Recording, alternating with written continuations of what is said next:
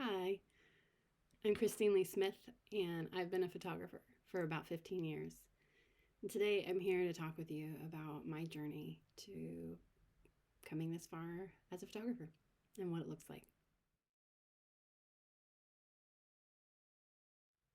So, recently I've really been processing what my path as a photographer has looked like in this weird ass year of 2020. And it's caused me to reflect back on how it started, how it's going, and what it looks like now. And for me, my journey started when I started working at a camera store nearby. And so, big shout out to Tuttle Cameras in Long Beach, California.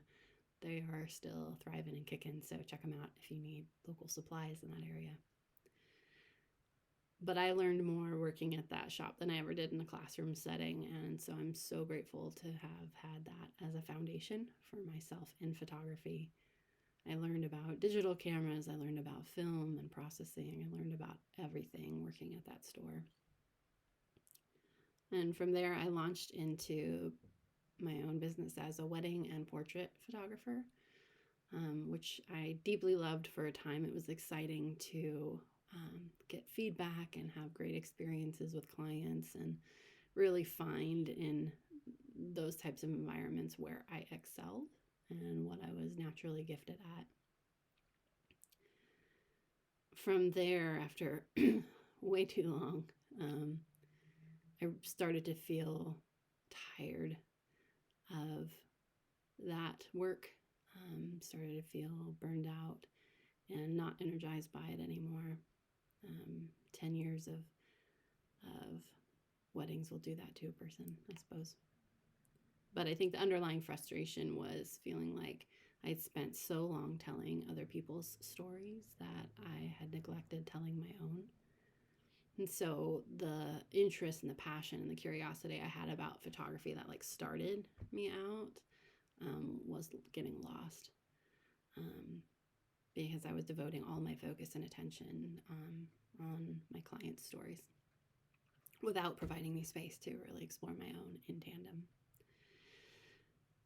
So that ended up leading me to going to grad school to do an MFA, which is Master's in Fine Art, in Azusa, California at Azusa Pacific University.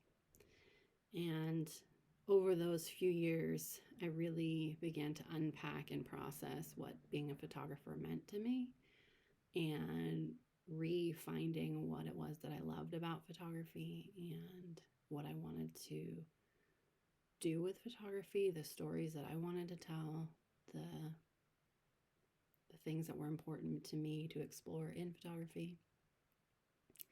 And that all kicked off in the first summer of the program, sitting across from a faculty member, telling him my woes of what it was that I was so frustrated about photography and how I was over it and wasn't sure that I wanted to even be a photographer anymore. And my list of complaints, I gave them out to him, and he ended up saying at the end, he's saying, well, none of those things that you've listed are photography's fault. And I think I spent the next 3 years unpacking that question and exploring all of what that meant to me. Because what it was that I uncovered was just a frustration and an angst that I had given away photography to everybody else as an artist and not protected any of my practice for myself. And so that was the actual rub of what was going on. So I ended up spending the program time not focusing on my skill as a photographer. It wasn't to become a better photographer, but to learn more about why photography for me. And so I ended up reconnecting what it was that I loved about what I had been doing in my career, which was a lot of portraits and one-on-one work, and finding a way to bring that skill and that practice to my fine art side. Because even through the program, I was working as a commercial photographer, traveling, taking portraits, and kind of pinballing between these two worlds of like a highly professional commercial practice specializing in portraits, and then fine art practice. What am I making? Why is it important? What am I trying to tell? And going back and forth between, but the common piece between both was portrait, and re-falling in love with it. Discovering how to use portrait to tell important stories and to talk about things and culture that I think need to be talked about through art. And so, all that to say, it's been interesting to reflect back now and to look at kind of the grand ideas and dreams I had about what I would be doing once I graduated from this program, having worked through these questions. And obviously it's an ongoing process, but gaining some ground in discovering my answers to them. And to be hit in the midst of graduation with a pandemic, and for all of those dreams to be changed or deferred or eliminated. Things I thought I would be up to now in this moment are not what I'm up to. And in fact, actually, my practice has become very still and very quiet. And that's something that I am processing now, how to be at peace with and how to appreciate. Thankfully, my art practice as an artist has not stopped with the current season we're in, but it has become, like I said, much slower and much quieter. So I'm still working on projects. I'm working with ideas about expanding what portrait means to perhaps inanimate objects. So it's very exciting stuff. But I've had to let myself grieve the losses that have been there, the changes that have had to come, the ways in which I need to work right now in this time. And so coming here today is a reminder to myself, first and foremost, and hopefully tangentially to you, that what it means to be a photographer is not that you take a photograph with a specific type of equipment every single day,